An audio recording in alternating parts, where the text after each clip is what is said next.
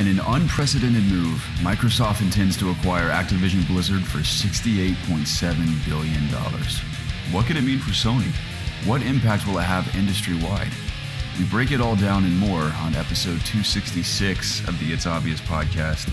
My name's Garrett Drake, and I'm joined online by my dear friend, Jacob Alka. Hey, buddy. How you been?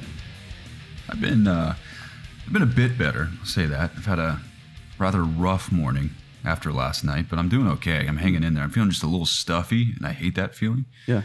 So I'm working through it. I got my coffee and my new, check this out, Chick-fil-A mug that I got at Chick-fil-A headquarters the other day. Look at this. Oh. You know who that is? That's Chucky the chicken, right? Yeah, I don't pretty know. much. His name is Doodles. I'd never seen him before. He was the mascot before the cows were at Chick-fil-A. Really? Yeah, and it's got the original. I've always liked this logo, the red and black Chick-fil-A logo. Oh, that is nice. It's the original. So what were you doing at the headquarters yesterday?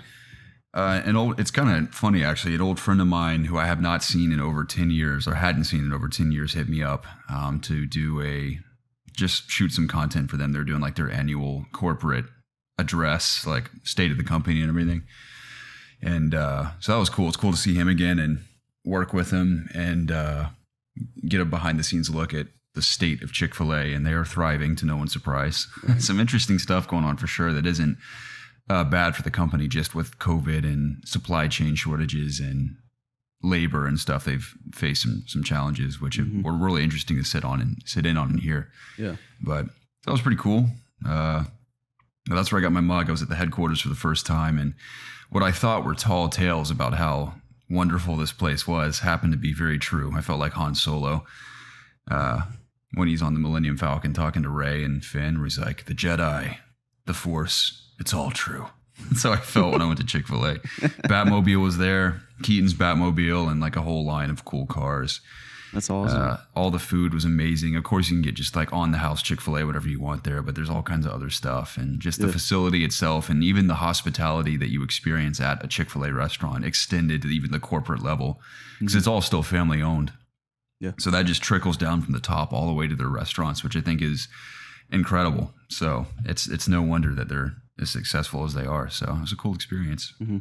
But of course, I couldn't leave empty-handed. That's where I got Doodle's mug.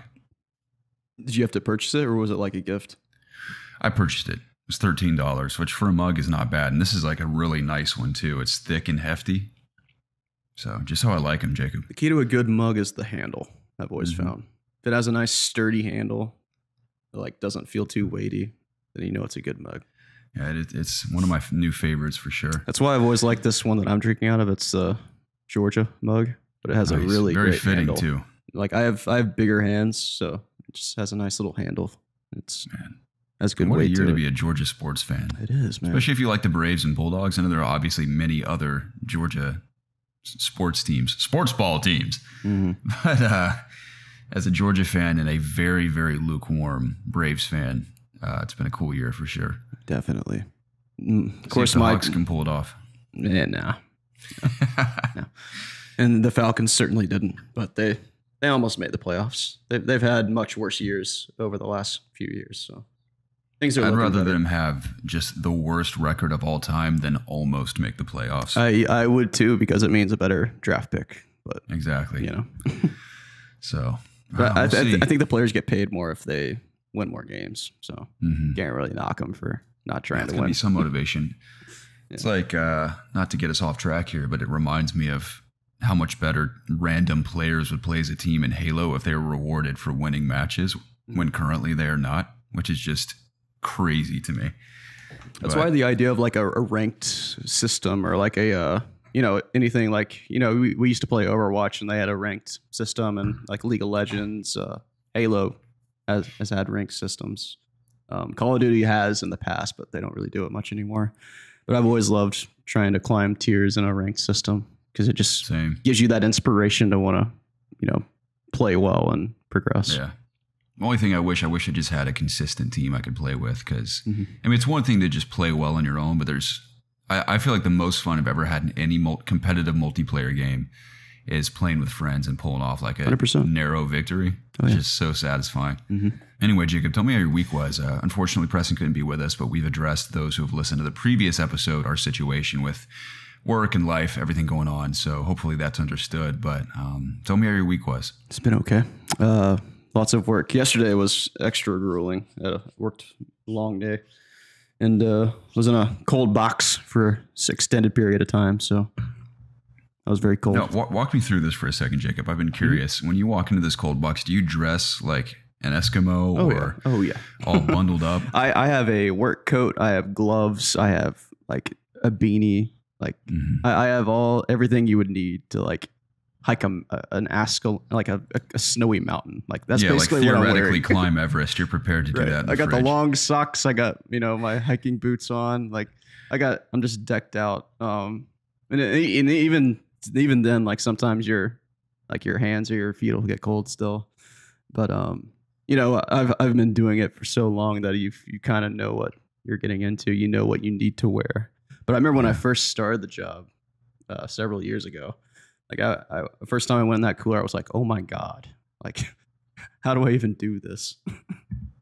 But yeah, managed to get through it. Wasn't that big of a deal. Just cold. But my week overall has been so on Wednesday. So I've made it a goal this year to get back into the gym and do legs. Like it's not that I haven't been working out legs. It's more so that I've been doing them at home instead of going to the gym. And this is for context. This is post-surgery, right? Oh, did you ever have that surgery? Yes. Yeah, I did. Okay. The hernia surgery. Yeah. But that wasn't why I wasn't working out in the gym. It was at first. Like that's why I didn't do it 2 years ago.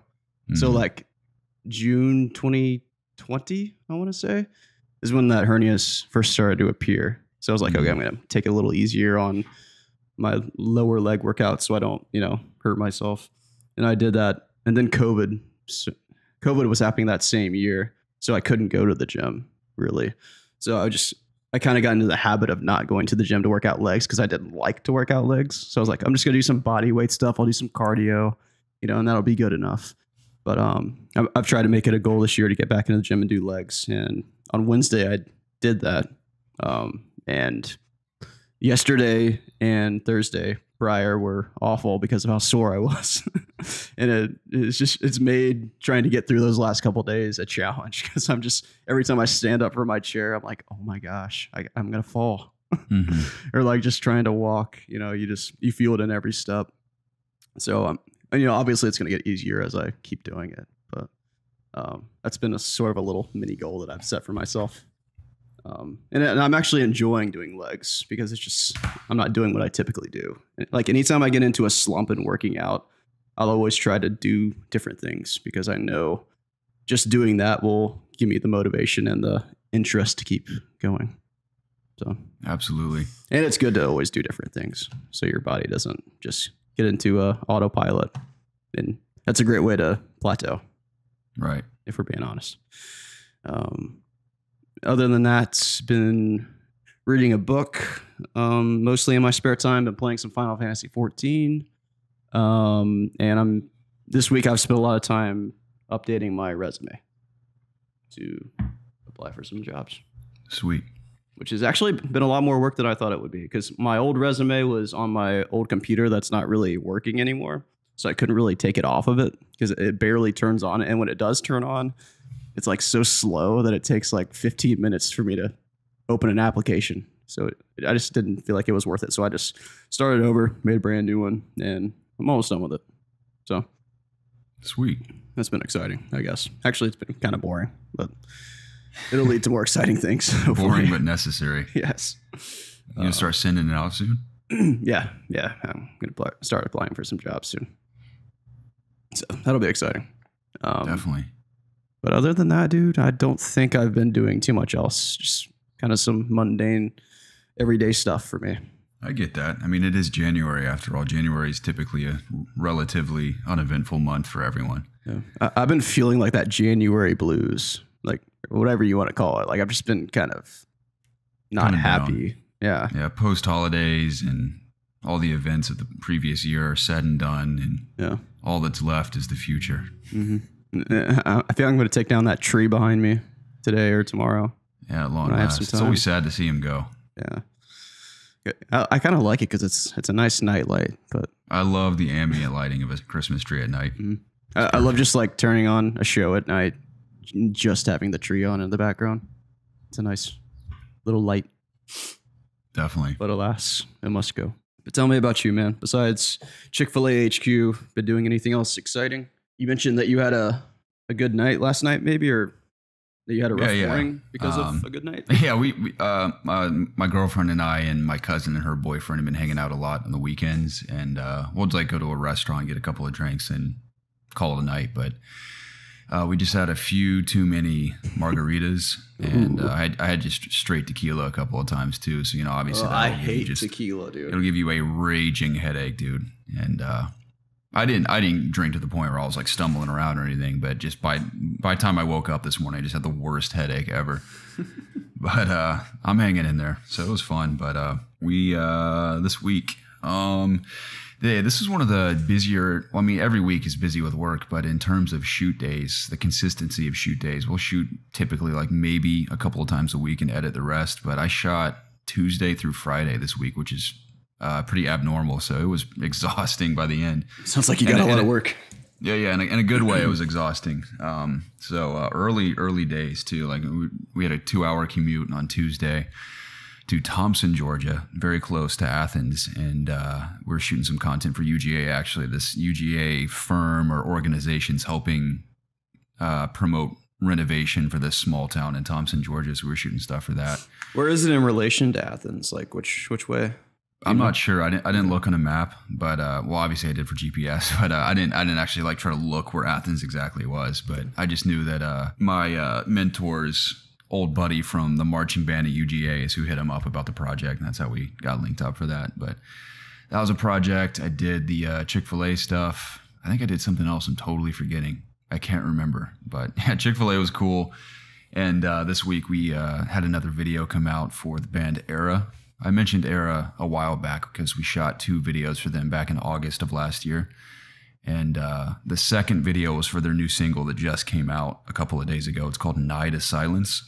And that video's super sick. We're very proud of it. And I'm really grateful I was able to contribute to that one. So that came out a couple of days ago. And it was just fun to finally have that come out as we worked on it so long ago. But that is a really awesome song. If anyone's in the metalcore, if you haven't already checked out Era, definitely at least check out that song. It's a really good one. Yeah. I have a quick question. Yeah. What's like the process for? Are you solely putting the video together yourself?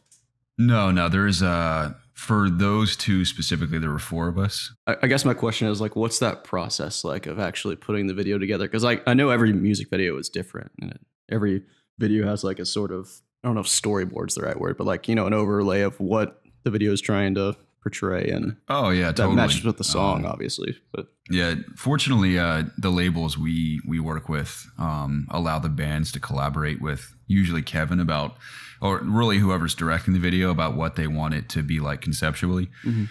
And in this one in particular, the themes of the song sort of evoked the idea of a blizzard, a monsoon, fire, a bunch of different elements. So that's what the video portrays. There's a blizzard simulated throughout. That's all in camera too. There's no visual effects, which I love. That's cool. We set a car on fire and just completely burned it to a crisp. That's cool. That's the kind of stuff you can get away with and where we were shooting. And also had a fire hose from a fire truck simulate this big monsoon scene. So putting it all together was just shooting it too was fun, and then editing was also a fun process. But they're cool dudes too. A couple of them are big gamers because we were all staying together at the farm we were at, and one of them was playing a lot of Apex in between filming, and another guy was playing a lot of League the whole time. So it was kind of fun. But I've been seeing so many people play League on Twitch, and it's making me want to play League, even though I've never played. But I mean, I've always been interested in trying it just due to its popularity. And now after Arcane, I know Arcane isn't anything like the gameplay of League, but just the fact that it's based in that world makes me more interested to try it. Yeah, I think 3 of those characters are in the game. That's cool. And I think they like got skins from the show too. So yeah, I don't know if we had mentioned Arcane on the last episode because we've been gone so long, but Arcane is we love Arcane, dude. It's it is so freaking good. Yeah.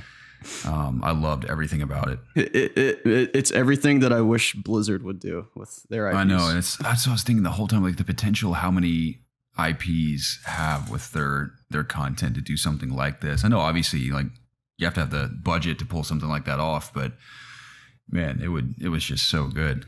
Maybe once this Microsoft acquisition goes into effect in a year or so, maybe we'll see some stuff like that. I know Microsoft is doing a bunch of, or not a bunch, but they're doing the Halo TV series right now. So yeah, even if we get a TV series, like, you know, something that's on like HBO Max, like I would be okay with that. Just anything besides like a WoW movie. I don't want that again. I want something more like a show. I have a lot of confidence in The Last of Us show. They have an amazing cast, really awesome showrunners who did Chernobyl. And then the fact that Neil Druckmann, say what you will about Neil Druckmann, but I still believe he is a remarkably talented creative person.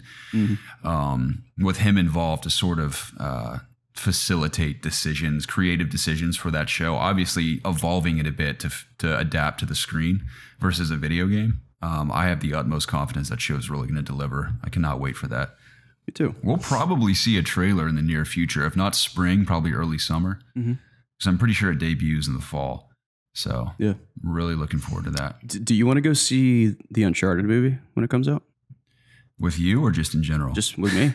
Yeah, I'll go see it with you. I want to go see it with you because that's the odd thing about that movie, dude, is that I do think it looks entertaining, but I don't think it really necessarily makes me feel like it's Uncharted. They're just playing those characters. But I think even if it wasn't Uncharted, an adventure treasure hunt movie with Mark Wahlberg and Tom Holland has potential just to be entertaining because I feel like their chemistry is going to be really good. Me too. So, yeah. But yeah, I'll go see it with you. I just want it to be good. And if it is good, I want someone there to talk about it with. Of course. I'd love to do that with you, Jacob. Someone that gets Uncharted, you know? Yeah. Man, I have so much going on in my mind right now just about like video games and movies and, of course, the Microsoft thing, which I'm very excited to talk to you about. And also, I'm just really glad we're doing this morning. I got that old familiar feeling of, you know, like every weekend we'd get together and record podcasts. Just a good feeling. Yeah, it used to be every Saturday for a while, every Sunday, you know? Yeah. So we're more consistent like these last couple of weeks than we've been in a long time. So it's a nice feeling. Absolutely. I guess we can jump into what we've been playing. You want to kick us off? Sure. I can do that. Unfortunately, well, I guess not really unfortunate, but I haven't really played anything new from when we last spoke. Just more of the same. More FF14. Getting closer and closer to finishing that campaign, which is really my main goal. Stories are really picking up. Can't really talk about it for the sake of listeners that might be playing it or haven't played it yet that want to. But my God, the story is just, even when I find myself the least bit bored, I want to keep going because the story is just so compelling to me. And I just love what is happening in the game. It's so awesome. And still really loving the Reaper class that I've chosen to sort of experience the story through this expansion. Shifting gears to Pokemon, I've kind of not played that as much this week. I did. So after the 7th gym leader, you sort of like take a sidestep and go deal with the Team Rocket equivalent in this game, which is I think they're called Team Galactic. I want to say I should know, but I don't. But they have like neon blue hair, I think, and I'm pretty sure they're called Team Galactic.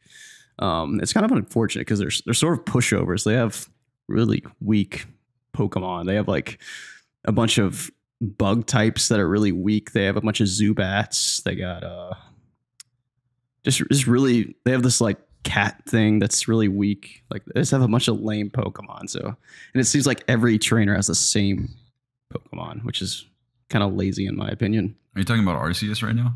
No. I'm talking about Brilliant Diamond, the remake of the 4th gen.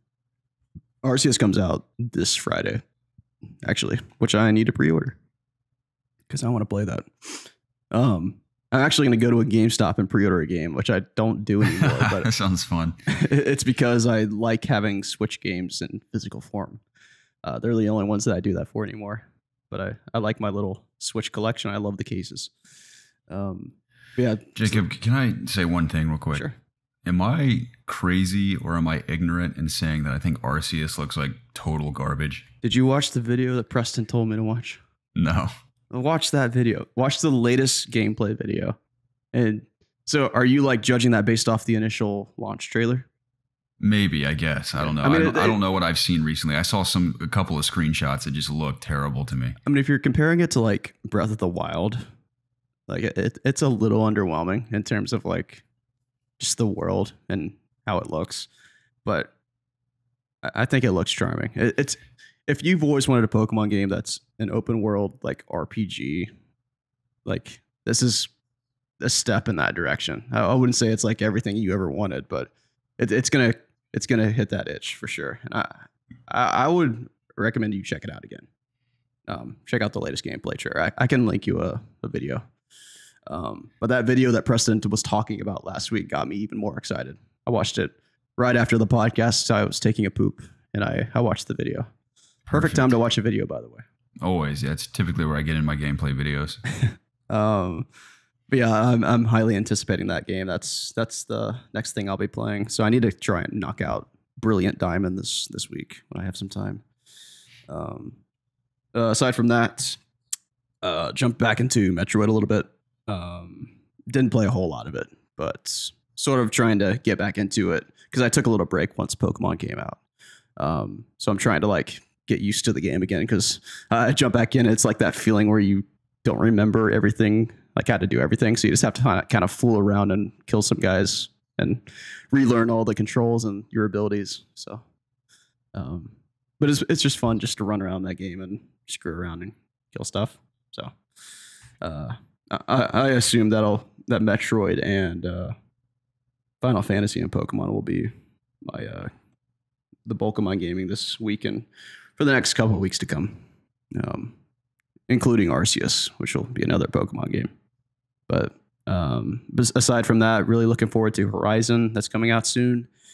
And what else? Oh, Elden Ring at the end of February for sure. Totally. But what about you, man?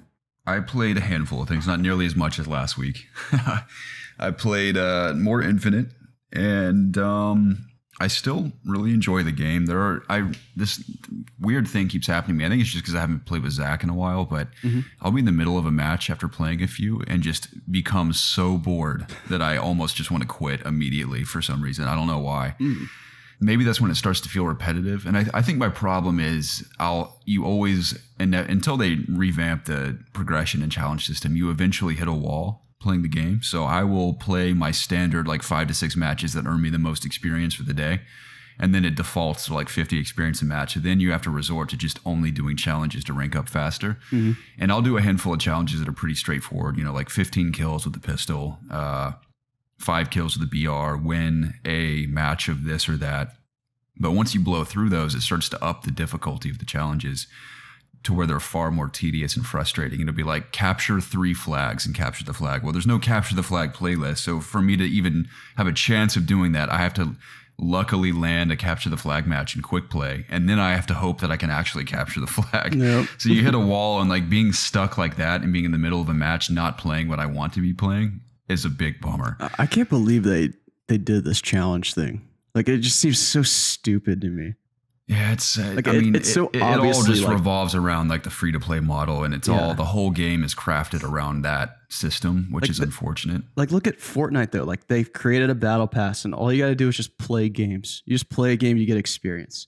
Like, you get different amounts of experience for how well you do, or like things you complete in the game or during a match. But like why would you tie it to challenges like to where if you don't even complete one, or if you don't get the game type, that you don't progress at all? Like, that just doesn't make any sense. Yeah, I mean, you always, fortunately now they very quickly change that after launch and complaints. You do technically progress just at a snail's pace, just very, very slowly. Yeah. See, I haven't played in a while, so I haven't played since those changes came in.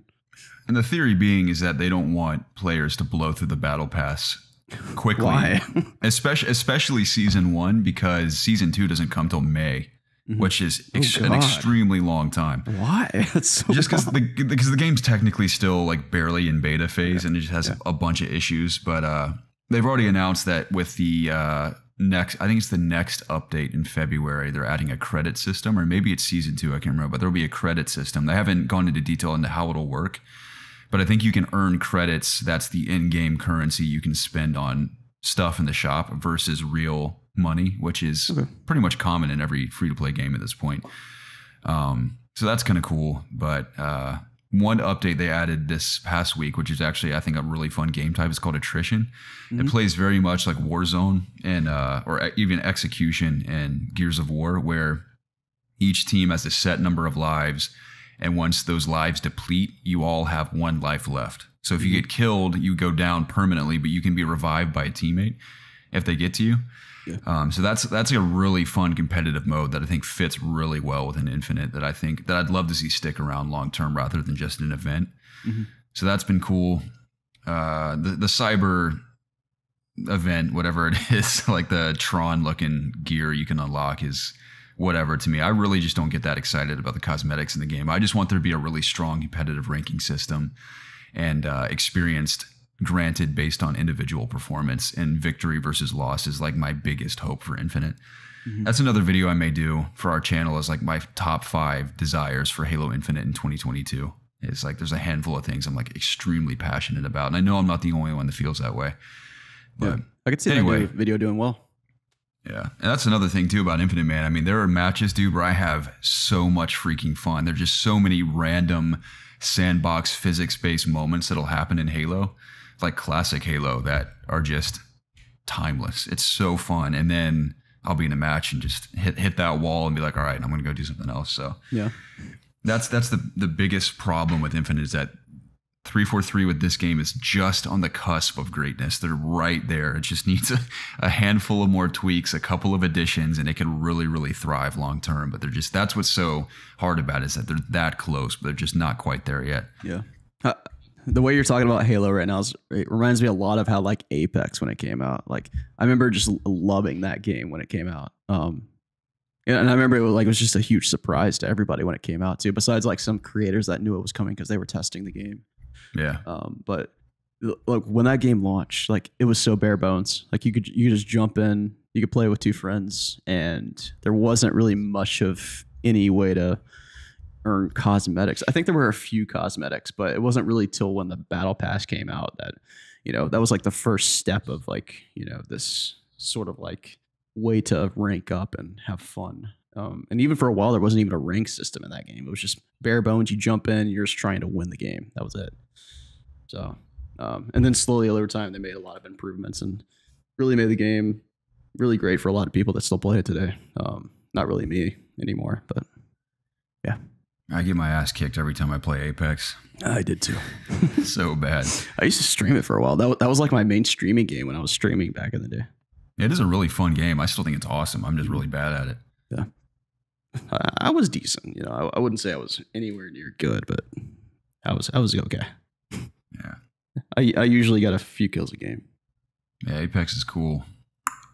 Also play some Dead Space 3. Almost done with it. Nice. Very close. Dude, I'm not going to share too much here because I would still like to do a video on that trilogy, but Dead Space 3 has really surprised me how good it is.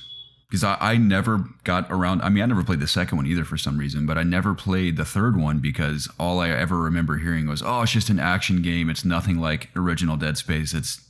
I never heard a single person say it was a good game. So I think going in with low expectations, it's really surprised me as to how enjoyable it actually is. It's by no means a horror game. It has horror elements, but it's very much an action thriller compared to the first one, whereas the first one's very survival horror.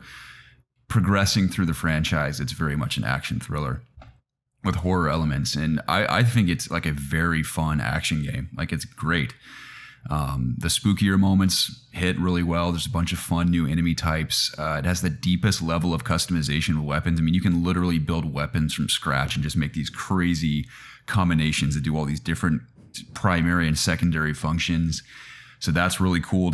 Like your sense of exploration and collection of materials is all the more satisfying because you're combining them into unique weapons and parts, or you can invest that into your rigs, which is your armor you wear. There's always been different rigs throughout all the games, but the third one has the deepest level of customization throughout all of them. So it really lets you craft the game to your play style playing through it. Really cool set piece moments. The story's relatively compelling. Performances are strong. Even with the age of the game, it still looks really good. Plays very well on PC.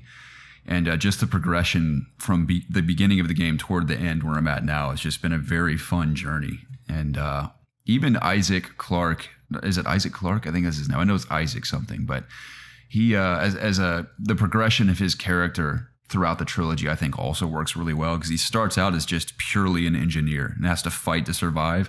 And by the end of the third game, he's just like this complete badass soldier, still an engineer, but that you can see that progression in gameplay that I actually do think works really well for him as a character. And even more so than 1 and 2, there are a bunch of little mini games that are not at all tedious or annoying that really emphasize the fact that he's very intelligent and an engineer before he's a soldier. So there's a lot of fun little mini games throughout that really emphasize and remind you of like, yes, he can kick ass and slay aliens, but at the end of the day, he began as an engineer. It's cool. Mm-hmm. So really just enjoyable game. And if you've never played Dead Space 3 and you like that franchise, I recommend it. Super cool. Are you playing on Steam? I don't know if you. I'm playing it was weird because I played Dead Space 2 on Steam, but for some reason 3 was not available on Steam. I can't remember. There's some reason. Oh, it was Game Pass. That's why. Okay. On Game Pass, for some reason, it forces me to link Game Pass through EA Play to play Dead Space 3. Mm-hmm. So whenever I launch it on Game Pass, it launches in EA Play, and that's where I'm technically playing it. Yeah. So that was kind of weird, but it hasn't been an issue. Outside of that, I also played some more Returnal. Mm-hmm. And I had not played Returnal in a couple of weeks, or at least a few weeks. I think I may have played it last episode. I can't remember. But I still recognize that game's so cool. And every time I play it, it's really enjoyable. I just get discouraged because I'll go on a really, really good run. And then I'll die and have to start all the way over again. Mm-hmm. And it is hit or miss because some runs are a breeze getting back to where you left off. Then others are much more difficult. Yeah. So it's a bit frustrating in that regard, but I understand that's very much a part of its formula, and I don't consider that a con or a negative whatsoever. It can just be disheartening sometimes. Yeah. But I intend to play that here and there a bit more because I do want to beat that at some point because I think it's a great game. And lastly, I played Rainbow Six Extraction for COD Connected to capture some gameplay. Oh, and that game is the most underwhelming, bland multiplayer shooter experience I've had in a long time. Man, Ubisoft's killing it. Man, it's boring. And I knew within the first 5 minutes, I was like, this game is lame. Yeah. It's not good. And all it made me want to do is play Rainbow Six Siege again. But it's just, I don't even know if you call it half-baked. It's just uninspired and boring. It's just not fun. Like shooting enemies is boring. The enemy types are kind of lame and generic. The objectives are very few and far between. I mean, I'm sure over time they could add more, but at launch, it's a really weak lineup of objectives you complete. Feels repetitive. Isn't it meant to be sort of like a Left 4 Dead sort of thing? Kind of, but not nearly that intense at all. That's more tactical than that. You can take a stealthy approach. You can take an action-packed approach. And there's some things I appreciate, like your operators, if they get killed in a mission, they're out of commission. I don't know if it's permanently, but for a long period of time. And you only have a set number of operators you can use. And there's kind of a fun mechanic where if one of your teammates goes down and you survive like a wave of enemies, you can actually pick them up and go to, there's a rescue mission as that happens. If they die in a mission, you progress to the next objective, and the next area you go to, they're actually trapped in this nest. And you have to go get them out and extract them to like revive them, basically. Yeah. And I think that's a pretty fun, challenging mechanic that really encourages you to like stay alive, because otherwise you're going to screw your team and you'll be out of commission for a while. So, I mean, I think people will enjoy it, but it's just not at all the kind of game I'm into. So I found it very underwhelming, but to each their own, you know. What'd you play on? PC. Okay. I mean, ran phenomenally on PC. I didn't have any issues. It just wasn't fun to play. Yeah. How was like the gunplay compared to Siege, for example? Exact same. It feels exactly the same. It's basically Siege. I think originally I read that this was like an event that was in Siege a couple of years ago or a year ago or something. And then maybe even longer than that. I think Extraction was in development for a long time. Yeah, it seems like it has been. And it became its own entity now. So But I actually, because I haven't played Siege in a while, and I still think that game's awesome. And this made me just want to try Siege again. Yeah. But same problem, dude. I just have no friends to play competitive shooters with anymore, at least consistently. Yeah. So yeah, I still stand by. One of my favorite Let's Plays we ever did was with Siege. Were you there for that one? I don't think so. I think it was Preston. Yeah, that was a really good time. Because I've never played that game. It's a great one. Very different from a lot of shooters that are out these days. Oh yeah, it's very much so. Like if you take a hit, you're gonna die. Basically. Totally. Very much not my kind of shooter. I do want to play Tarkov really badly. I've long had an interest in that. I just have not had the willingness to shell out like the $40, and has like its own launcher and everything's on Steam. So I don't think that's a problem for the game. I just haven't really had the motivation to buy it like that. I know people love that game. Yeah, Tarkov looks sick. I know there's a heavy rumor that the new Modern Warfare that obviously Infinity Ward is developing will have a Tarkov-like game mode. I still stand by that Infinity Ward is and always has been the best Call of Duty developer out of all of them. And they made the most progression for that franchise with 2019's Modern Warfare. I still think that game outshines every Call of Duty that's come since. I agree. And they were the inventors of what's it called? Gun. What's it called? The 2-on-2 or 3-on-3 mode where you spawn with random weapons. Why can't I remember all of a sudden? I love that game mode. I even did a video on it for COG. Gun. It's not gun game. It's not gun point. You know what I'm talking about, though, right? I do. Yeah. I'm just having a blank right now. It's all that freaking tequila I had. But that game mode is brilliant to me. And gunfight. Gunfight. That's right. We were close. That's what I was gonna say, but I was like, that doesn't sound right. Yeah, but Gunfight I think is a phenomenal game mode. Even implementing it into Warzone was brilliant too, with the spawning and everything and the Gulag. So I'm excited to see what other game modes they come up with. Yeah, but stoked for that. It's been a while since I've actually even played a shooter. Like the last time I played a shooter was when I played Halo with you, which was several months ago at this point. I just don't play them much anymore. Yeah, I love many genres, but shooters and RPGs, specifically mostly Western RPGs, have always been my favorite kind of games. I mean, there are some shooters that I want to play. Like whenever Overwatch 2 comes out, I'm going to definitely play that. I'm sure there's some others that I'm just not thinking of, but I don't know. I'm much more of a single player guy right now, I feel like. Yeah, I've had to kind of motivate myself to play Infinite because I still want to rank up in that game and progress, but I have been sort of in a single player mood as well. Like it makes sense with Returnal and Dead Space and everything. So, and very soon with maybe Dying Light if I feel up to it before Horizon. But with Horizon and Elden Ring, man, I am highly anticipating those. But speaking of Call of Duty, man, I feel like it's a good segue into talking about the news. You ready? I definitely am.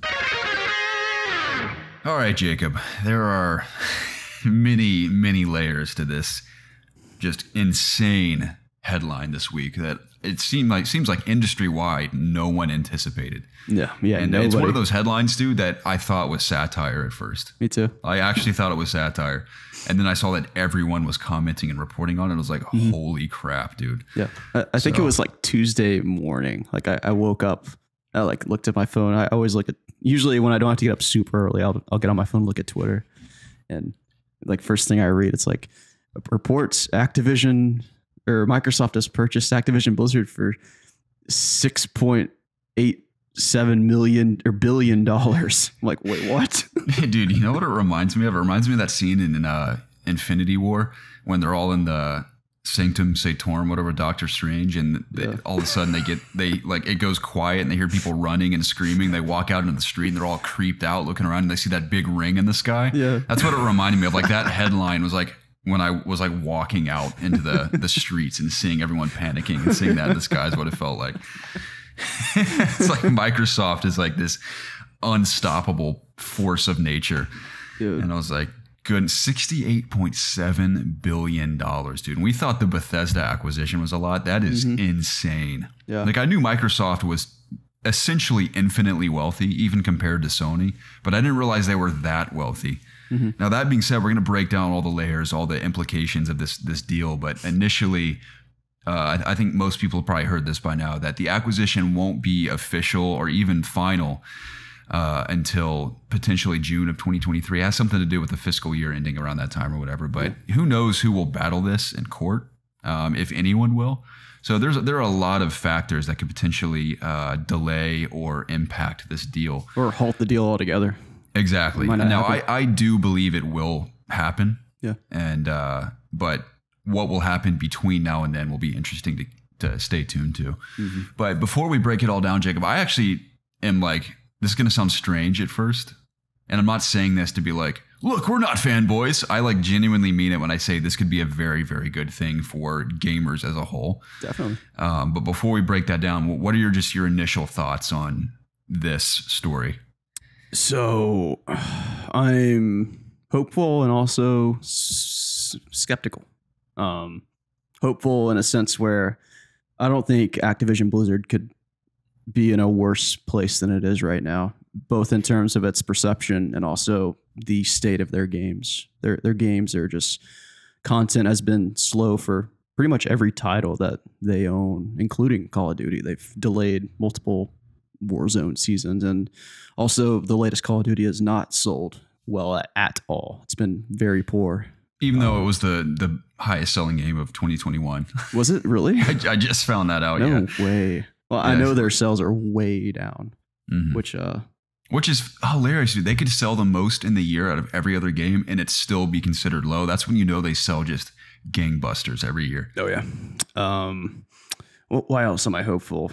Mostly in a sense where, Call of Duty. There's been rumors about Call of Duty not being annual anymore with this new acquisition. I wanted to talk about that specifically as well. Yeah. We can touch on that in a little bit. And like, I just think a lot of people have been very upset about just the workplace and people in charge that have been abusing employees, whether it be, abuse of power, sexual misconduct. A lot of people have problems with Bobby Kotick. Employees at the company and just media in general have been very vocal about their dislike for that man now. Myself included. Well, I haven't really been vocal about it, but I'm not much of a fan of him at all.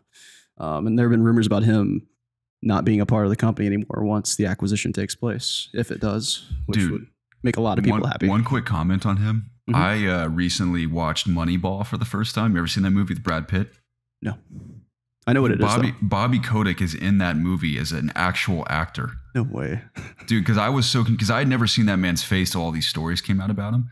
And then oddly enough, the timing of it was just crazy, is that I watched this movie and that is Bobby Kotick sitting in a chair being the CEO of like the Oakland A's or something. No way. In the movie. And I was like, I was like, there's no way that's him. There's no way. And then I looked it up and it is him. And I found out he was really good friends with the director. And apparently the director owed him one for something. And Bobby's like, I want to be in the movie with Brad Pitt. And he acts opposite to Brad Pitt for like 3 scenes. No way. I was like, what are the chances of that? It's a good movie too. It's a really good movie. But that just was so odd to me that those stories start dropping. And then I watched that movie and he's like in the first 20 minutes. Yeah. That's insane. I would have never guessed that. Yeah. What was I going to say? Dang it. I'm sorry, I didn't mean to distract you. No, it's fine. That was a good little tangent. But yeah, a lot of people are excited about potentially Bobby not being a part of the company anymore. Not to say that he's not good at his job. I mean, the man has made so much money for Activision. He's definitely a good businessman. But a lot of people are upset, like they don't like him because he was in what's his face's Black Book. What's his name? Epstein. Thank you, Jeffrey Epstein. Which we all like the countless other accusations against him. It's just people who are just not a fan for, and understandably so. But I'm also skeptical because of like this is another major acquisition by Microsoft, and it's further stagnating is the right word. It's further condensing the ownership of just video game titles and studios in general. Like this is just like, this might not be a big deal, in the short term. But maybe in the long term, we start to lose an identity of Blizzard or like any title that's not performing well, for example, like maybe sort of the same thing that's happened through the Activision purchase of Blizzard. You know, we've seen things like StarCraft sort of like fade away, which used to be a very popular and prominent franchise for a lot of people. But you know, just many things can happen when big purchases are made like this. A lot of things can change. There can be a lot of layoffs for employees that currently have stable jobs. There's just so many things that go into it that are really just unknown at this point. And you know, I think it's good to go into this with cautious Optimism. You know, optimism. Thank you. But I think overall, I am more hopeful and excited than fearful. For sure. And those are sort of my general thoughts. Yeah, I'm also very hopeful, Jacob. I've had many thoughts over this past week. I've thought about it a lot and just, of course, read many different takes, different rumors and theories. And I'm trying to think of like the general umbrella of my thoughts, and we can break down all the individual layers of all of this. But generally speaking, I'm hopeful because what many people are saying, Microsoft purchasing Activision Blizzard, of course, leadership will shift dramatically, even trickle down through all these studios. And Microsoft has the opportunity to, and the finances to enable all of these incredible development studios to do their own thing again. Because many of them, as everyone knows, have been siphoned into the cash cow that is in the demand that is Call of Duty. Everything's and I think I even read in one of the articles, it wasn't like Activision was like, screw all your other games. They literally just needed the help to sustain the popularity of Call of Duty. Yeah. And I'm hoping studios like Toys for Bob, Vicarious Visions, I think that's one of the studios, unless I'm mixing that up with another name. Toys for Bob. Yeah, but like there's a bunch of smaller ones that have developed, like, you know, the Crash series, or remade the Crash series. The Tony Hawk remake was really good. Toys for Bob was Spyro. Not that I would want to see just remakes from these studios, but to see them really develop their own IP again would be just amazing if Microsoft could enable them to do that, and then have just a vast and dynamic lineup of studios under their belt. That's the best case scenario for gamers everywhere. Now, the caveat and challenge of that being, we're kind of spoiled in the sense that we're able to afford multiple consoles. We're able to afford a PC. Like my primary gaming world is between PlayStation and PC. PlayStation for literally just the exclusives. I rarely ever play a third-party game on my PS5. Yep. Or even on PS4 for that matter. I only had it for the exclusives. And everything else, Microsoft related, even not Microsoft related, I chose to play on PC for performance. And just the PC gaming experience is unlike any other to me. So I was not worried about the acquisition, thinking like, oh, what am I going to play on PlayStation? Like, PlayStation still has amazing exclusives coming. Yeah. But the problem is that for me and for you and others like us that have PC and PS5, that's not really that big of a deal. We're still going to get to experience whatever hopefully amazing games come from this acquisition long term. Whereas some people can only afford one console and can't really deal or don't have the opportunity to acquire either a second console or a PC that really will straight up prevent them from experiencing a lot of these games. And I know it's the same on the other end. Like, a lot of Xbox players are Spider-Man fans, but they can't play Spider-Man. Sure. Yeah, you have first-hand experience with unless they buy a PlayStation. Exactly. So it's the same on both ends, but this is much bigger than that because Microsoft now has full control of so many franchises. Yeah. So it could be a great thing for some people, and it could be a very bad thing for others. Right. That's what's challenging about it. But I'm excited about it personally because there's so much positive potential that could come from that. Right. And to further elaborate, like, I think we're going to touch on this point, but even Sony is probably pretty worried right now because they just, I mean, so Phil Spencer released a statement about, you know, there's still anything that's projected to be on PlayStation is still going to be on PlayStation, like Call of Duty, for example. But say if like Call of Duty wasn't an annualized release every year anymore, would they potentially make that an exclusive one day? Maybe. we don't know. Let's break down Call of Duty first, because obviously that's the golden goose of this acquisition. I mean, even if you forgot about every other studio, of course, like Blizzard, and Blizzard's a big deal in all their IP as well, but Call of Duty is very much the golden goose. Before we continue, I do think that. So I think Call of Duty is huge, but I think the biggest acquisition in this whole deal in general is King. I think Microsoft bought Activision Blizzard because of King. King? Yeah, they're the makers of Candy Crush, actually. Oh, I didn't know they were part of this. Yeah. So King, they by far bring in the most money for Activision. Oh, easily. Blizzard. I didn't even realize that was part of it. And I think Microsoft is trying to bolster their mobile gaming.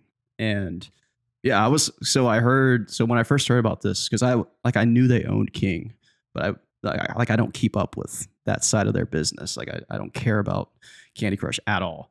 But I was listening to a YouTube creator called Bellular Gaming, and he informed me that because I didn't really truly understand how much money they bring in every year, but it's like it's like by far way more than Call of Duty even, and it's way more than anything Blizzard does. Like Blizzard's like at the end of they're on the lower end of actual revenue that they generate for the company. So I just want to make that clear. Like I think the mobile side of this deal is like the reason why Activision was worth $68.7 billion, I think it was. So, but back to Call of Duty. If you can still remember what you were going to say. That's wild. No, yeah, it's kind of cryptic too, his tweet about, franchises like Call of Duty will remain on PlayStation, because he could mean every existing Call of Duty will remain on PlayStation, but that tweet doesn't necessarily imply that future Call of Duties will be.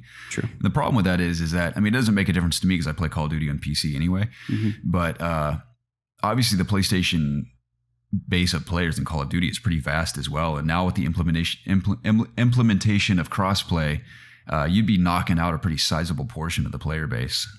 So it'd be kind of like an awkward situation if they just completely shave off a massive chunk of players, just for the sake of financial gain, which again, you can invest in a lot of good ways, but it'd be kind of a weird move, I feel like. Definitely. I feel like it just makes sense for Call of Duty, no matter who it's owned by, to be multi-platform for everyone. You would think it's just that popular. Yeah, it's just so massive, and it's just like people have played it on multiple platforms for so long. It would be weird. But I guess you could just make that same argument for a Bethesda game. Like they've always been multi-platform too. But because it's weird because a lot of people, so Activision made the deal with PlayStation to be the primary. They would do exclusive stuff with PlayStation ever since, I don't know, the PS4. Yeah, just when the popularity and success of PS4 blew up, they made that transition. So it's weird. Now it's potentially going back to Xbox. It's just so weird. I forgot where I was going with that. But I wanted to ask you, there's a theory or a rumor that Call of Duty could no longer be an annual release cycle. Mm-hmm. What would you rather see? Would you rather see a brand new Call of Duty every few years? Like new story, new time period, blah, blah, blah? Or would you like to see just the banner Call of Duty is the game and it's updated over time? I would much prefer that. Yeah, I would much prefer just a fantastic Call. I guess if they would have just taken 2019 Modern Warfare and they would have just kept adding more and more to that, I would love that. Because I thought Modern Warfare was awesome. Yeah, it was a new engine.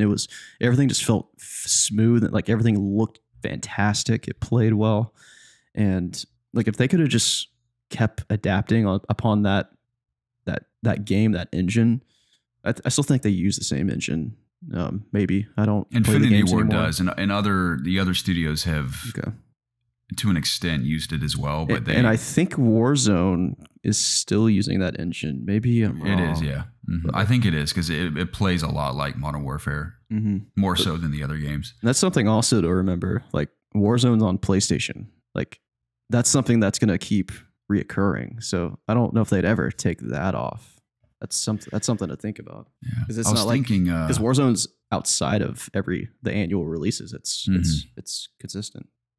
I was wondering, I think Call of Duty may be too big to do the update style model where it's just Call of Duty updated over time. Because you think about, even outside the gaming world, how many millions of people buy the new Call of Duty everywhere, the same way some people just buy the new Madden every year.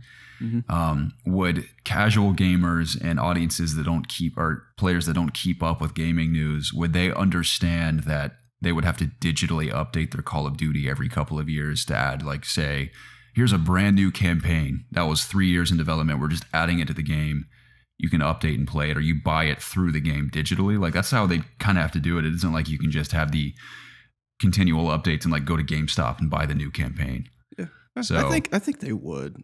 It'd all be about, you know, the messaging, the marketing behind how you sort of release content, you know, like, because there are a lot of games that, like, just think of Halo Infinite. It's going to be like this. They're going to keep updating. You're just going to keep adding multiplayer updates, and like a lot of people play Fortnite. Like, there's so many just annualized digital updates for games now. Like League of Legends is probably one of the longest running examples of this, where like it's the same game for all these years, but they've just found a way to keep it interesting and competitive for people for this long of a time.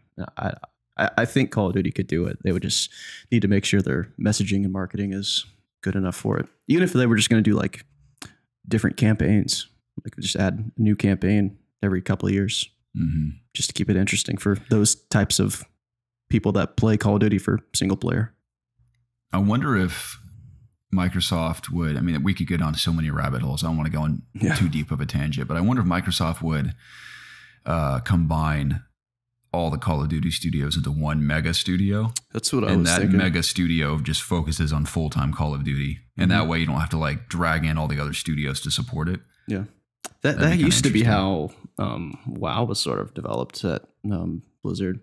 Like they used to have a massive team there would be like a team that would focus on like the maintaining of the game, like the live updates, the like the holiday events throughout the year, the patches throughout the expansions to, you know, keep people playing. And then there would be the team that would just work on the new content, the expansions, like the big new annual releases that would add massive updates to the game.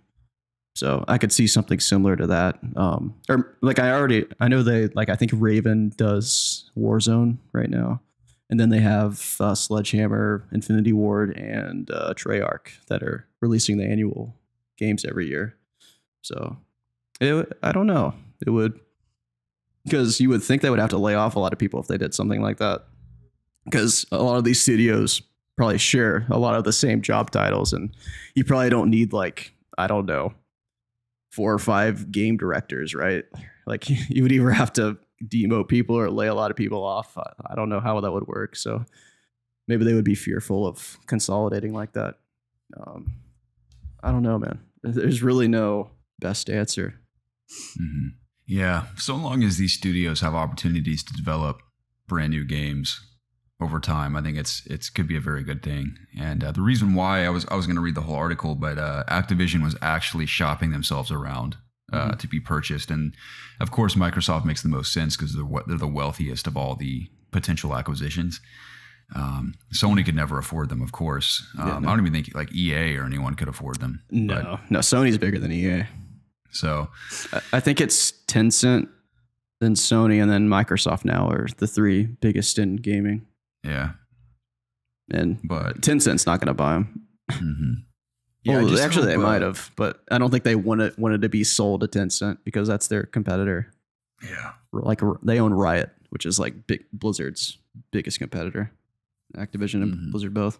I just hope Sony doesn't do anything crazy like, oh, we're going to try to buy a handful of studios. I mean, Sony does buy or acquire studios, but very few and far between. And they always seem to be very intentional, smart acquisitions. It is just like, let's buy 8 of them right now because we can. Yeah. Not to undermine Microsoft's acquisition of Activision Blizzard, because those are awesome studios. But Sony has to be obviously more careful about who they acquire. And everyone under the Sony umbrella is outstanding. It does not.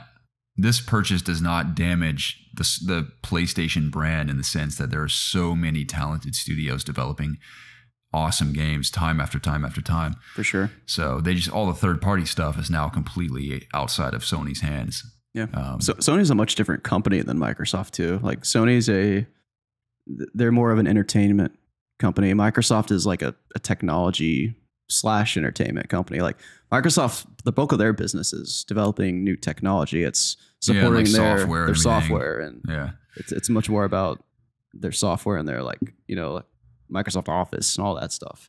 Xbox and gaming is just a small division of that business, and Sony PlayStation's like I think the biggest part of their business. And then they have their movie division. They have they sell a bunch of products. They develop cameras and other types TVs, of gear. Yeah. And speakers. Like they have a bunch of stuff like that.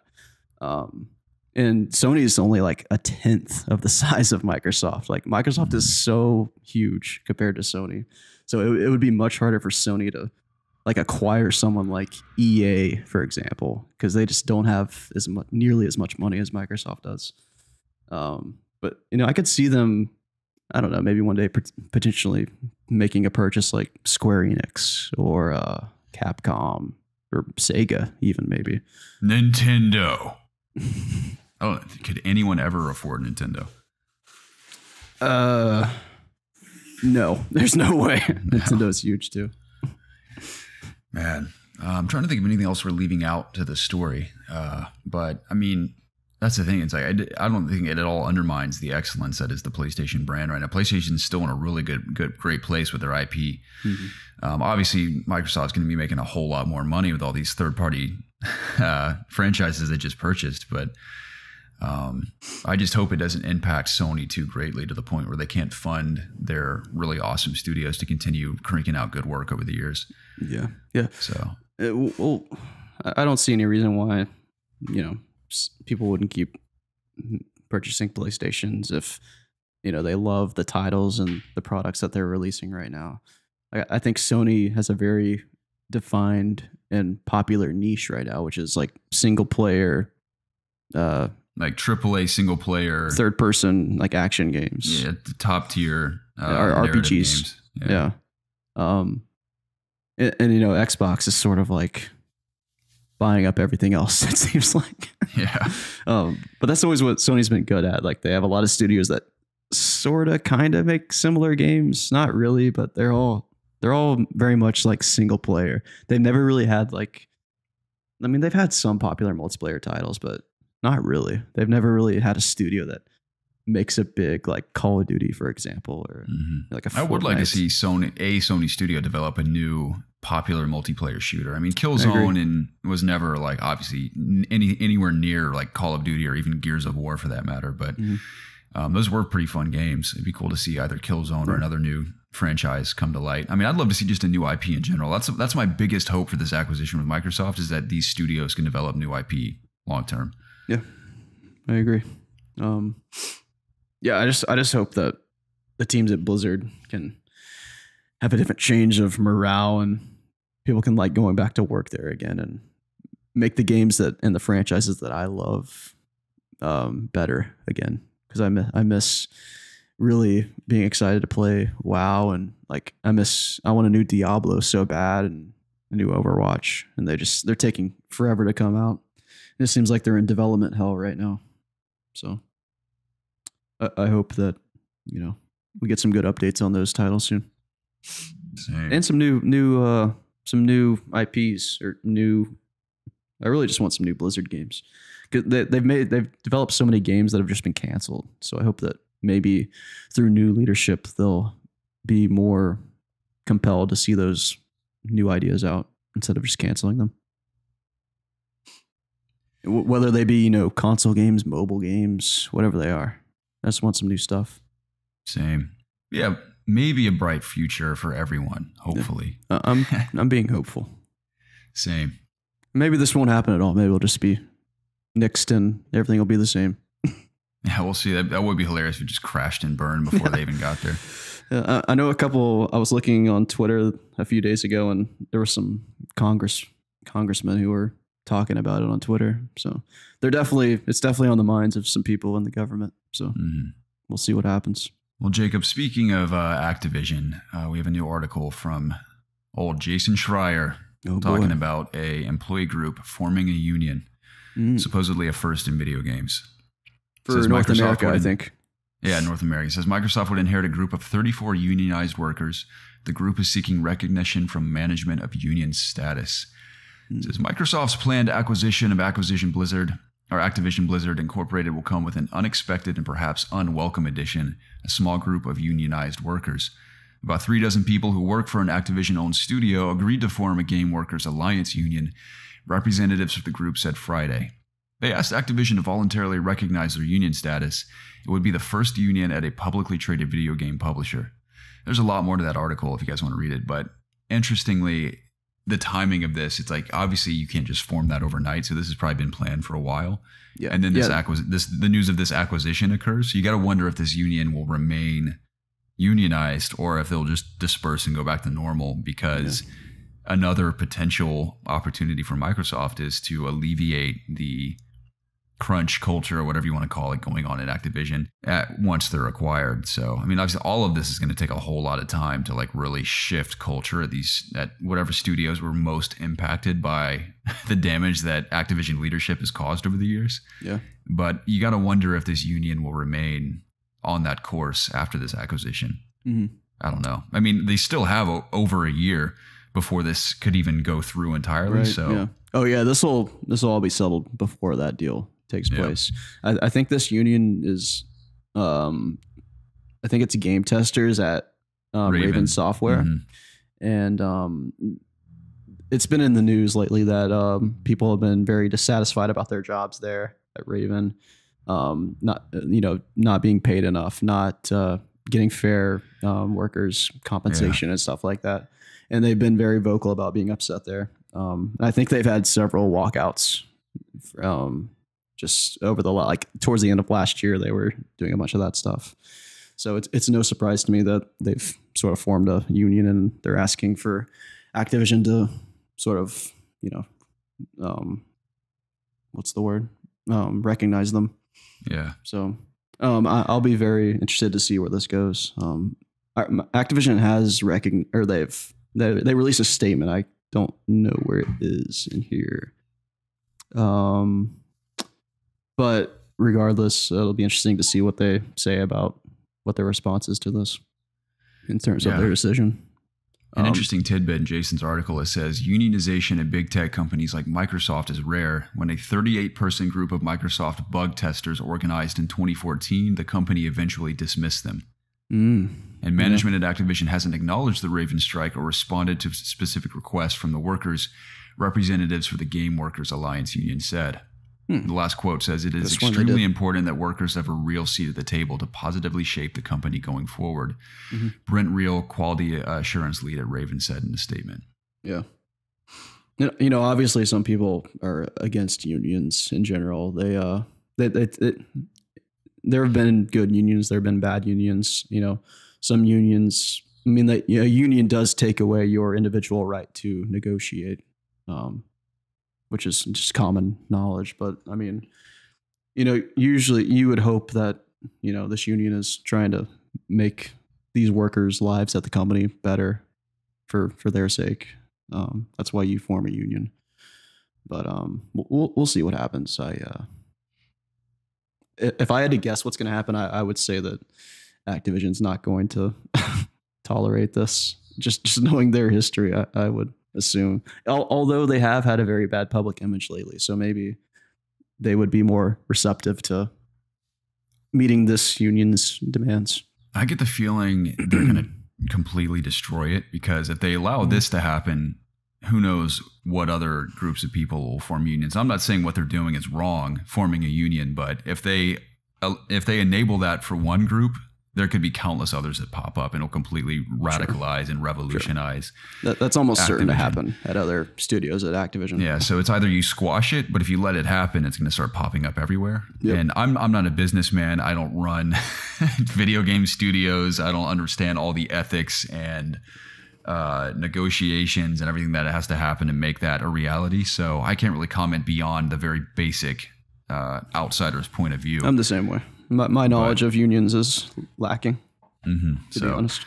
I think it's pretty inherent that if they allow this, more will pop up over time. And that's up to them to deal with, not really up to us. But it is interesting to see that finally occurring. Like, they weren't just blowing smoke. They actually meant what they were saying. Yeah. And So- if you guys have felt like we've misspoke about this, please leave a comment. Comment in our Discord, tag us, let us know. For sure. I would be very interested in learning more about this stuff if you guys feel compelled to speak about it, for sure. I always have more to learn. Likewise. Well, on a completely different track, before we jump into questions, Jacob, I'd love to hear your thoughts on this quote from Willem Dafoe that I thought was very interesting. Okay. He was quoted as saying, there's something interesting about like if there was a Joker imposter. So it would be possible to have not dueling Jokers, but someone that claims to be the Joker that isn't the Joker. If you had Joaquin Phoenix's Joker and then you had someone who was either imitating or riffing off what he did, I fantasized about that. Yeah. Now, the reason that quote is a big deal is because people, myself included, for a long time have always felt that Willem Dafoe would play a great Joker. He even kind of looks like the Joker. Yeah. And as much as I really love Joaquin's performance in the Joker movie, I think this could be a brilliant and very intelligent sequel to Joaquin Phoenix's Joker movie. Yeah. Instead of it being something generic like, oh, here's Batman and the Joker sequel from Joker's perspective, which also has potential, I'd rather it see more of a focus on just like the crime side of Gotham City with Joker. Yeah. And I think that's a brilliant idea to have an imposter be his antagonist. I would think be so too. cool. Yeah. The only problem with that is as a writer and director, you have to direct it in a way that, unless it's the intent for Willem Dafoe to overshadow Joaquin Phoenix. I mean, Joaquin Phoenix is insanely talented. Dafoe's very talented. How would you make a sequel that's still focused on Joaquin's Joker, but not overshadow him with Willem Dafoe's? I don't think he could, because if you have Joaquin Phoenix's Joker still being Joker, he's got to be the star. I would have to, especially if like William Dafoe's is meant to sort of be the antagonist to Phoenix's Joker. It would be weird to sort of like use Dafoe to like usher in a new Joker with this movie. But just the idea of having two Jokers clash in a movie just sounds incredible to me. I think that's brilliant. I mean, I don't think that quote's by accident. This has to have been pitched already. Maybe. And I feel like DC would be insane not to greenlight a project like this. Yeah. Because I mean, the Joker alone with Joaquin Phoenix made over $1 billion worldwide. Mm-hmm. Why would you not fund this, which would inevitably result in the same financial gain? The excitement would be there for sure. So people would flock to see that would be a brilliant move, and DC would be out of their minds not to pursue it. Yeah, and I would assume this idea has been has anything like this been done in the Batman lore? Like, I assume it has somewhere. Maybe in the comics. I've heard apparently there's stories of Joker imitators or people that basically worship Joker as like their god. Basically, there have been comic runs like that, but it would be cool to see that something like that adapted to the screen for sure. Yeah, and then they could like sort of play with the idea of who's the real Joker. You know, like who was first to who has better. I guess not better, but better jokes, more crazy ideas, ideals. Who's more insane? Yeah, that would be a fascinating movie. I would, if done well, it could be messed up for sure. It was just cool to see Willem Dafoe actually comment on the Joker role, because so many people for so long have fantasized about seeing him in that role. Yeah, it'd be one thing for him to be like, "Oh yeah, I'd be open to playing that character," but for him to say something specific like that is a big deal. So it'd be cool to see. Definitely, dude. But Jacob, that brings us to AskIOG.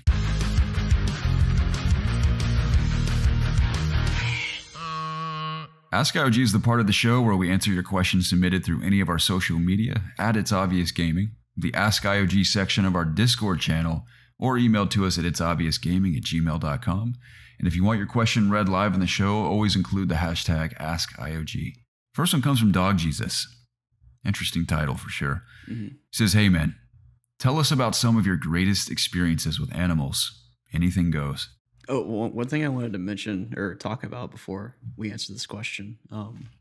Sorry to steal your thunder, Dog Jesus, but apparently Batman's going to be like 3 hours long. Does that get you excited? Oh, absolutely. Do you like longer movies? I love longer movies.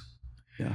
So I'm stoked for that. That's like my most anticipated movie, I think, is that Batman movie. Oh, same. It's so easily excited. my most anticipated movie. So, and I know Matt Reeves is teasing it by, they did the pre-screening on IMAX and Dolby Digital. And he says it's incredible. So he's just excited for everyone to see it. Nice. All right, back Absolutely intend to see it in one of those screens. Probably both. I'm going to see the movie multiple times, undoubtedly. Yeah. I'll actually go see this movie. Yeah.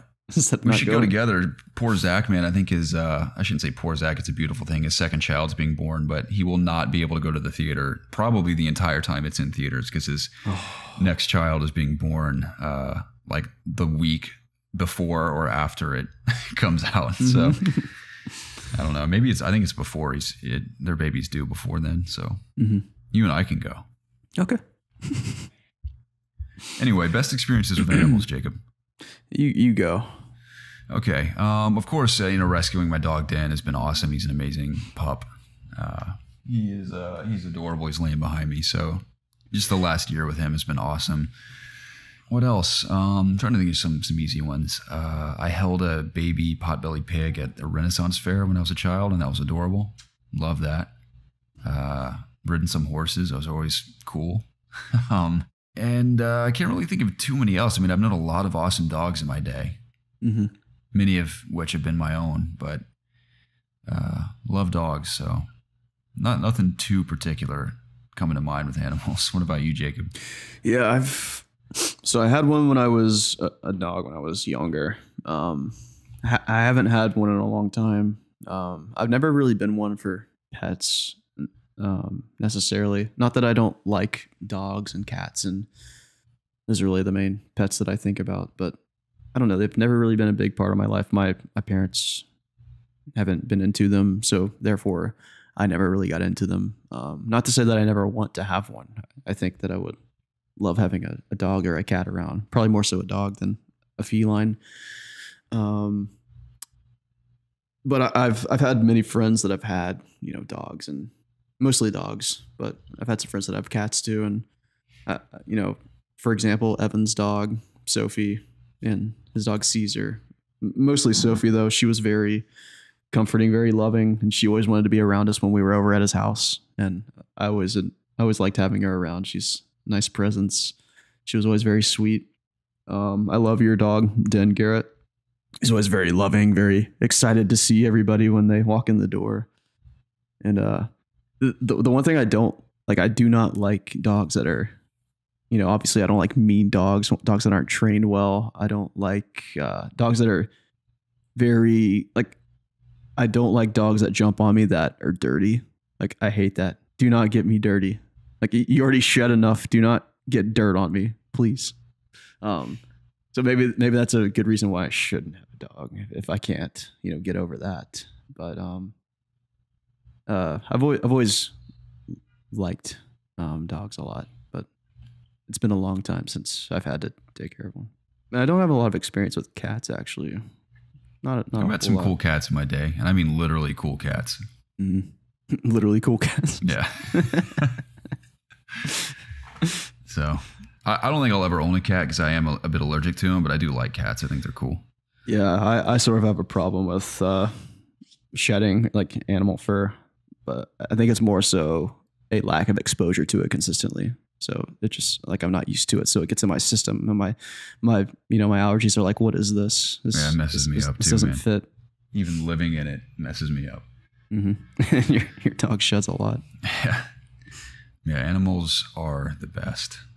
I'm probably forgetting a few good stories I have, but those are some that come to mind. Durkin11 writes in, says, what recent video games have you made yourself finish? For context, I'm currently playing Far Cry 6. And it's not bad, but not great. It's room temp soda. You can enjoy little moments, but overall just Games I'd force myself to finish. There's so many that I could mention. Skyrim. I haven't forced myself to finish a game in a while, fortunately. If I don't like a game, I just drop it. Yeah. So, I used to refuse to do that. Like, I would always finish a game. It helps now, especially with a lot of stuff on Game Pass. Yeah. I mean, if I download a game and I'm not into it in the first couple of hours, I drop it. Even Cyberpunk. I mean, I bought Cyberpunk, but I've given it multiple chances and I just can't get into it for some reason. So I'm probably not going to go back to it. Yeah. I did it recently with a game I purchased on PS5 last year, which was Tales of Arise. It's sort of like a JRPG. Very anime art style. I was really into it at first, but as I kept playing it, just got kind of mundane, got kind of boring, and I was just doing the same things over and over again. The world was not that exciting, to be honest, and the characters, while they were interesting, they weren't compelling enough to keep me playing. So I just kind of dropped it. I mentioned Skyrim a second ago. I forced myself to play that. Every now and then I want to go back and play Skyrim again. I mean, I love Skyrim. It has very high points in terms of enjoyment, and then you play it for 100 hours, and you're just like, I've seen it all. I've talked to everybody. I've done it all. A lot of it just feels the same after a while. But you could probably say that with any game that you play too long. What else could I think of?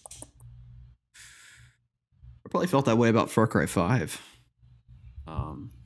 I like the ending, but I had to kind of keep myself playing that because I don't know. Far Cry has it's very formula based. You get to a camp, you liberate it, you move on to the next one, or you go off on a sidetrack, do some hunting missions, or I think a lot of games that have like these formulas that are like annualized are kind of boring at this point, like Assassin's Creed for me,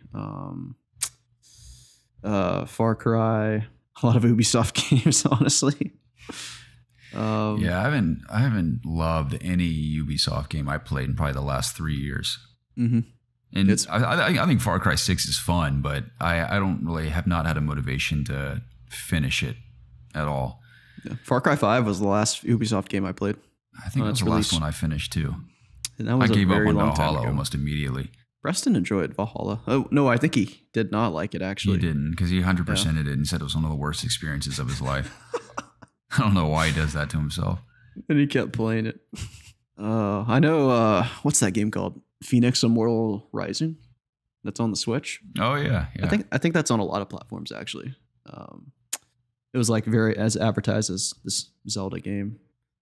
And that reviewed very well, but talk of it just dwindled immediately after the review period. Yeah, I'm not sure if it sold well. I'm not really sure. I think Preston has played it. I don't know if he beat it. I never played it. I can't think of anything else. Yeah, I mean, yeah, like I said recently, if I don't like a game, I just don't continue playing it. Yeah, same. There's so many games to play. Like, I'm not going to waste my time playing one that I don't like when I could be enjoying something else. Right. Like, as you get older, you have less and less time to invest in the things you enjoy. If I was still in high school, dude, I would, by all means, probably force myself to finish more games. But yeah. I only have so much time as is that I'd rather not waste it. Exactly. Is it Reese? I think it's Reese. Yeah, it's Reese. Writes in and says, one for Jacob. What do you reckon? Halo mounts and WoW? God. Dude, that's something I completely overlooked, was the potential of crossover with some of these franchises. Oh, yeah.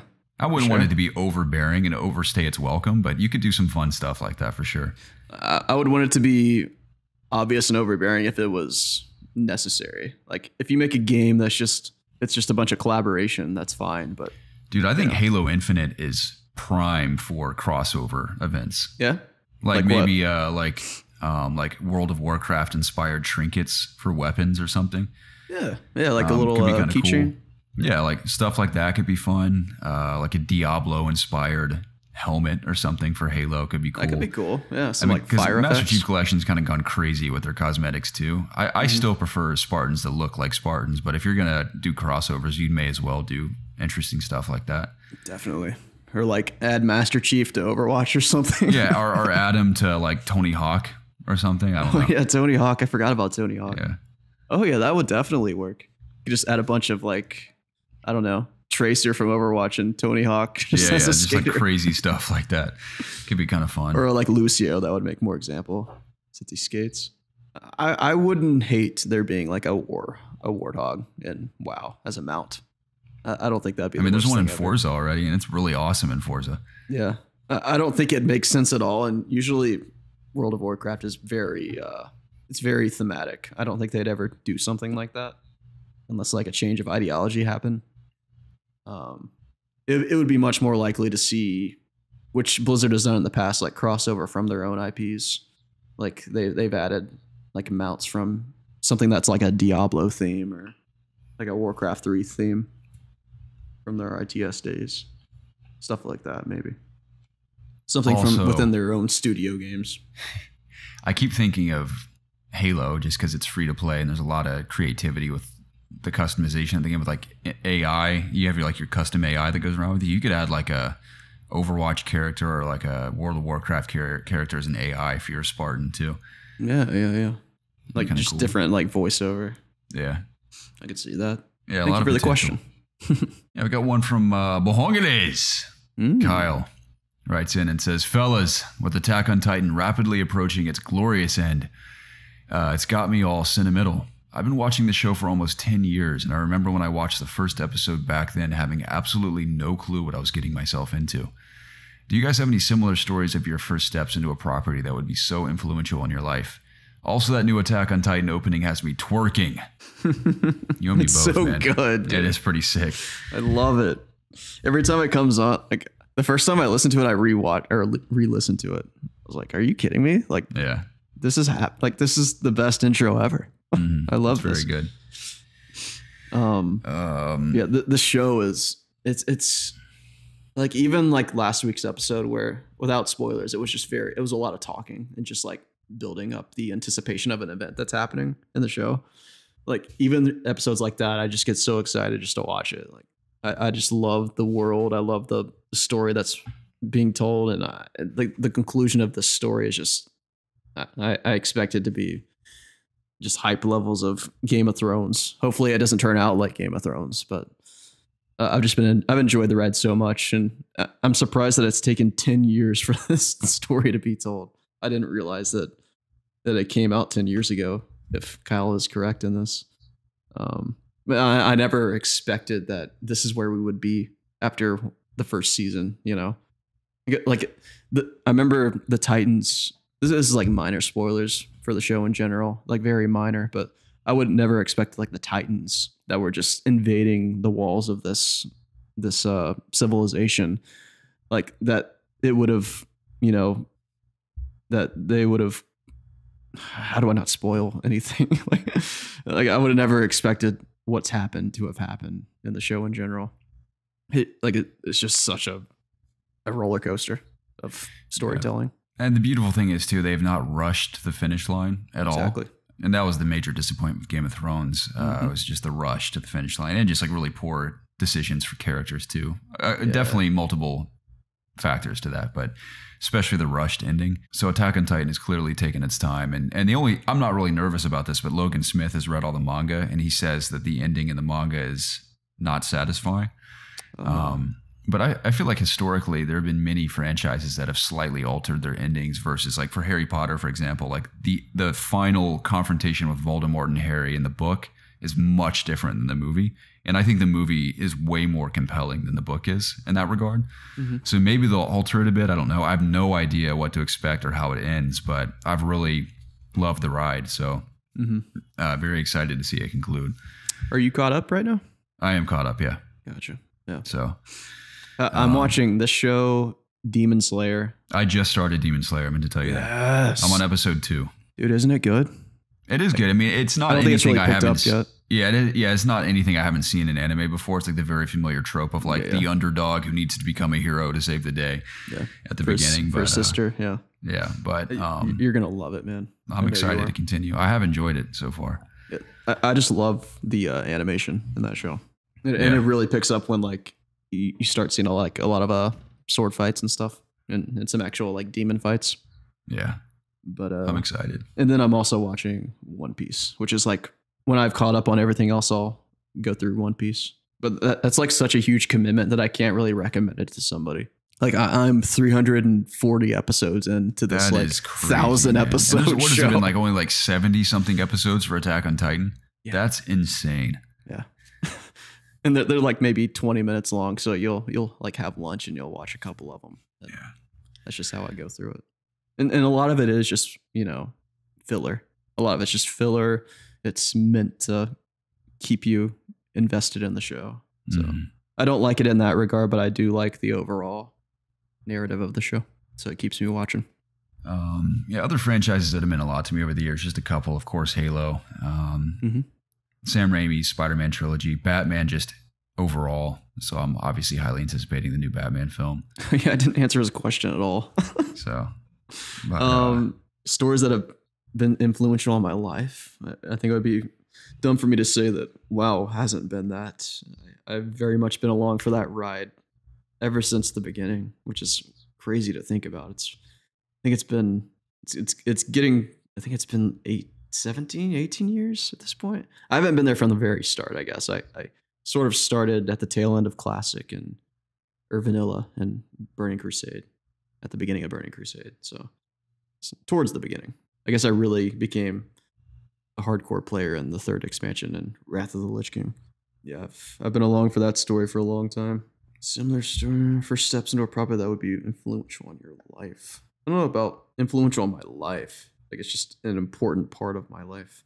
Like, influential on your life assumes that it's like changed your life and it's like impacted you and you wouldn't be the same today without it. I don't know if like any game would do that to me necessarily, or property. I guess Harry Potter. I could say Harry Potter, right? Like Lord of the Rings, Harry Potter. Those are very much things that I think about, not daily, but those are stories that I love so much, and like they keep me entertained when other things don't. Like just thinking about them, just how happy in that moment when you first experienced it, or when you watch it again, even, it just fills you with all sorts of emotions that make living every day worth it, Yeah. when other things bring you down. Yeah, I recently rewatched all the Harry Potter movies. I usually do that annually anyway, but I haven't. It's been a couple years for me. I rewatched all of them around Christmas and into New Year's, and loved it as always. Mm-hmm. Speaking of which, I wanted to comment on this. I think it was on Sacred Symbols or some other article that Preston sent me that Hogwarts Legacy is apparently in a lot of trouble right now. I saw a headline for that. Yeah, so it's probably not coming this year, which really bums me out. And by trouble, I hope it isn't like the games in just pieces, because I can't stand squandered potential, dude. And we've fantasized about that game forever. So if they can't fix it, just don't release it, man. Like it has to be good. Yeah, it has to. So we will see, because I can already imagine like a Fable 1 vibe and like sense of humor to the game, even though it has nothing to do with Lionhead Studios or Fable. Just like that sort of tone to the game is magical and fun and enjoyable. And then everything else about Harry Potter and the potential of the RPG elements are so high that to reach them is an astronomical feat in and of itself. Yeah. So I can only imagine the challenges they're facing. So I don't envy those challenges, but I hope for the very best. Me too. Well said. Last one's from Fribes. He says antibacterial antibacterial hand soap, or B, favorite scented hand soap, but not antibacterial. I'm very passionate about antibacterial hand soap. That's pretty much all I use, but I have had scented hand soaps that are like, I don't know what you call it, like forest cedar or something. It's like different stuff like that. There's that one brand, I can't remember what it's called, that's really popular. Is it the one that like... It's not antibacterial. Oh, what's it called? I think I know what you're talking about. They have like it's those like a very stylized label. labels. Yeah. I've had that stuff. We have those at work. That's why I know what you're talking about. I've bought a couple of them before. They have like all these trendy flavors and stuff, or scents. Yeah, flavors. I gotta be honest, Freeves, I don't care. Like soap is soap, dude. I as someone that, I don't care about soap that much, but I wash my hands a lot. Like I'm very clean. I like to be neat. I like to be clean. So maybe one is better than the other. I'm not educated on the subject, but I would guess that antibacterial hand soap is better than the latter. Yeah, I like soap because it makes me clean. To answer your question, I guess. Yeah. I don't know. Solid response, Jacob. That ought to do it. That was a good show. Yeah, it was good. Ladies and gentlemen, thanks so much for tuning into episode 266 of the It's Obvious podcast. Wherever you're listening, we greatly appreciate it. This podcast is available on Apple Podcasts, Spotify, Google Play, Amazon, YouTube, wherever you prefer to listen, it's out there, and we greatly appreciate your support. And we look forward to next time, of course. And we'd love to hear your thoughts on the Microsoft Activision Blizzard acquisition. Yes. anything else we covered today, anything else we missed, by all means, please comment on either Discord or send us an email or comment on YouTube, wherever you prefer. We'd love to hear from you guys. That is the whole reason we do this podcast is, of course, for the 2 or usually 3 of us to stay in touch about video games, but also to hear from you guys and talk it out. So yeah, thanks in advance. Let us know if you are going to be picking up Pokemon Legends Arceus. I'm going to predict the reviews for that game. We're getting 5s and 6s. What? Yeah. Don't say that. I'm predicting it right now. What's wrong with you? Come on, cannon, man. I'm still buying it. I need something to play, something new. But I've been wrong before. I hope you're wrong. I want this to be good. I really do. Gonna know soon. I think people are probably reviewing it as we speak. So that Maybe. review window is, when does it release again? This coming Friday, I believe. Yeah. So I bet the embargo is like Monday or Tuesday. Now, if it's the day before, that's when you know it's a serious problem. Yeah, but maybe. We'll see. I feel like people are excited about it. I feel like it's been trending upwards in terms of perception and excitement. So we'll see what happens. I'm hopeful. Just like I am about Microsoft acquisition of Activision Blizzard. Everyone be hopeful, guys. It's going to be okay. Blizzard's going to be okay. We hope. I certainly hope so. Well, ladies and gentlemen, we'll talk to you on Discord. And if anyone wants to play Halo this week, I'll probably play a little Halo. So I'm looking for some more consistent teammates. That'd be fun. Jacob, another video I'd love to do with you is finally do that Hunt Showdown video we've been talking about forever. We should do that. I've been making a little list of videos I want to make. Nice. Yeah, I still have it downloaded. Let's do it. Great. We'll talk about it and get it done soon. But Yes. again, everyone tuning in, thanks for listening, and we hope you have a wonderful week. See you guys next time. Peace.